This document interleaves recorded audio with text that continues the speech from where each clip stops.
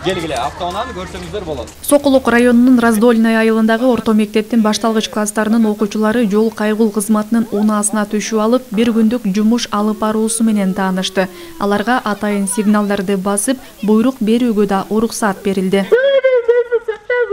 Өзүңүздөр бүгүн көрүп атканыңыздай, бүгүнкү иш-чара бул биздин республиканын аймагында жол кырсыктарын алдын алуу, ошонун ичинде өзүңөргө белгилүү болгондой жол жүргүнчүлөрдүн арасында. Андан сырткары ушул бүгүнкү көрүп болуп атканыңар чагылдыруучу каражаттар азыр бүгүнкү күнгө 12 миңден ашуун каражаты алынып келинди.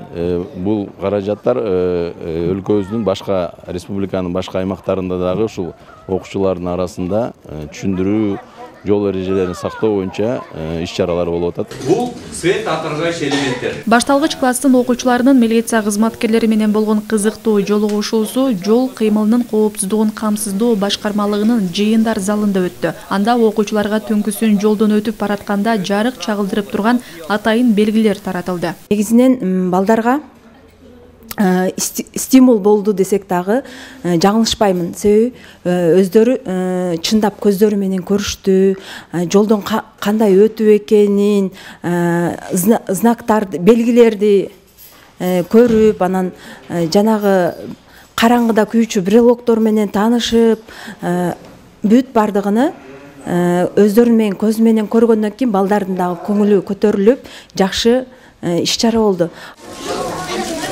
Жергиликтүү мектептин окуучулары үчүн мындай иш-чара биринчи жолу эмес, жыл сайын уюштурулуп турат.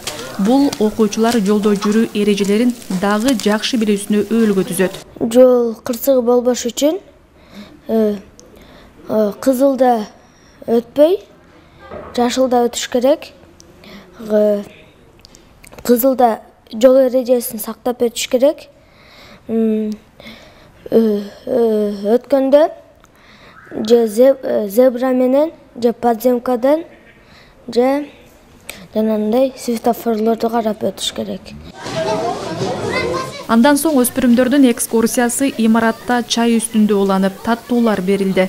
Белгилесек, жол кайгул кызматынын маалыматы боюнча 10 ай ичинде республикада балдардын катышуусунда 1550 жол кырсыгы катталып, андан 80 бала көз жумган.